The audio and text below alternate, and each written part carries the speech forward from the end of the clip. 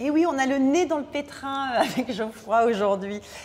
Donc là, on va parler de bon pain, mais moi, je voudrais que tu m'expliques ce qu'est un bon pain. Donc c'est très simple, un bon pain, c'est principalement des matières premières de bonne qualité. Ouais. Et ça va être aussi une liste d'ingrédients très rapide.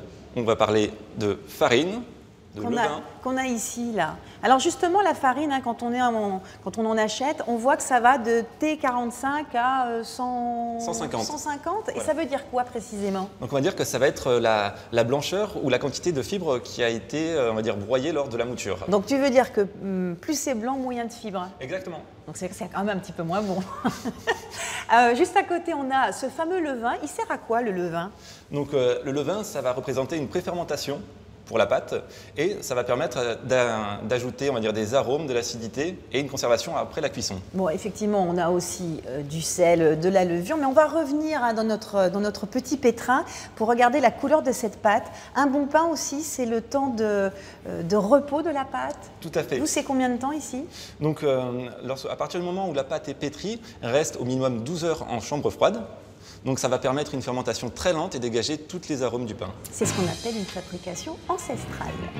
L'importance de cette longue fermentation, ça va permettre de laisser aux levures et aux enzymes de prendre le temps de faire leur travail et d'apporter, on va dire, toute l'acidité, les arômes de façon optimale. À ce que ça soit meilleur. On voit sur des panifications industrielles, il n'y a que 4 heures en fait, de repos de la pâte. C'est pas suffisant en fait, pour que le pain soit bon. Non, non, complètement. Sur certaines lignes, ils blindent en levure pour pouvoir ensuite raccourcir énormément le temps de production. Alors là, on va avoir des jolis petits pains pour des petits bouts de chou dans les cantines. Vous avez fait le choix du bio, ça veut dire que c'est possible le bio pour des cantines scolaires? Oui, c'est tout à fait possible avec certains rythmes de production.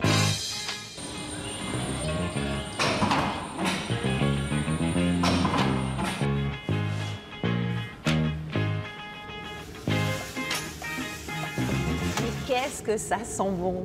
Bon, Geoffroy, moi je voudrais que tu m'expliques quand on est dans une boulangerie, qu'est-ce qu'il faut regarder pour en fait savoir si le pain il est bon, il est de qualité? Alors, en premier, on va regarder s'il nous donne envie de le manger. Oui, ça marche. Et par la suite, la seule façon, ça va être regarder l'intérieur et voir la couleur de la mie et l'alvéolage. Tu as aussi le fait qu'il est quand même bien gonflé ton pain, Voilà, qu'il a bien oui. levé. C'est ça, ça va être tout le travail de la fermentation qu'on a fait avant. Et là, qu'est-ce qu'on peut dire sur cette mie? Donc cette mie, on peut observer qu'elle est un petit peu grasse grâce à l'ajout de levain. Ouais. Et ça va nous permettre donc déjà d'avoir une mâche un peu plus résiliente, ainsi qu'une conservation qui va se prolonger dans le temps.